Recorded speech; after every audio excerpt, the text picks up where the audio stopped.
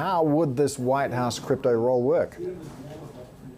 Well, that's the real question, Paul. We've just heard about it today that the President-elect Trump is looking at creating this. He, of course, had made his support of Bitcoin part of his campaign for president this summer, going to a Bitcoin conference, meeting with crypto executives, and really embracing this. So now we are hearing that he will have a cryptocurrency position in the White House. Now, the question is, would it just be a White House advisory type role or more what they call czar?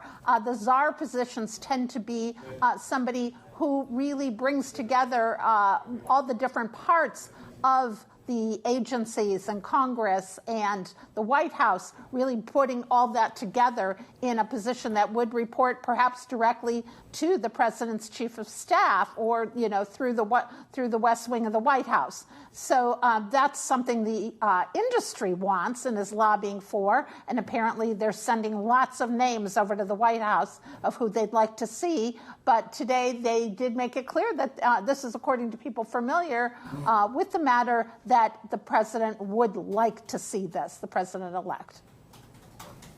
The key nomination we're watching is for Treasury, of course, and we did hear that the President-elect was going to be holding meetings with Kevin Walsh, with perhaps Mark Rowan as well. Have we had any update? Because this is taking a lot longer than other nominations.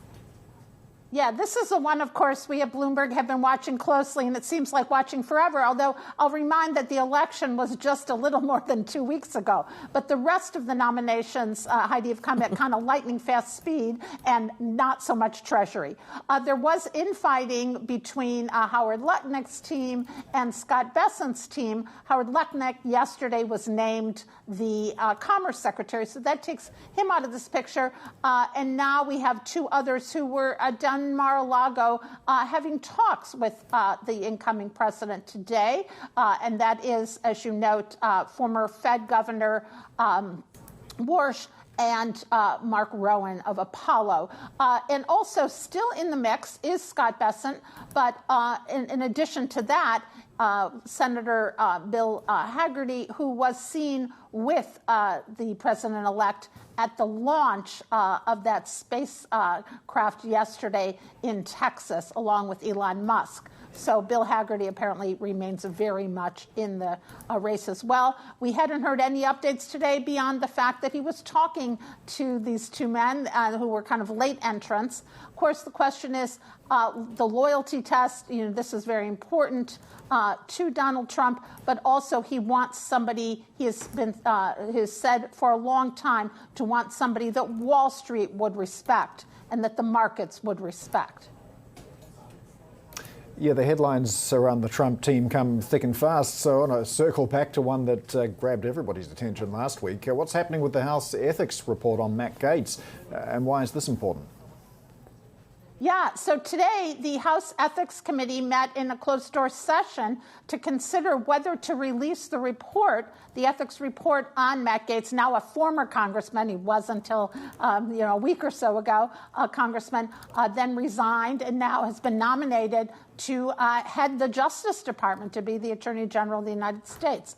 The allegations in the report, they're looking into some sexual misconduct allegations. And the report was the determination of the committee in closed session again. We're hearing all this from people afterwards, was that they were not going to release the report at this time. There have been some attempts now to try to force a hand. We've seen from Representative Sean Casten of Illinois, he wants there to be a privileged resolution that would require it to be released.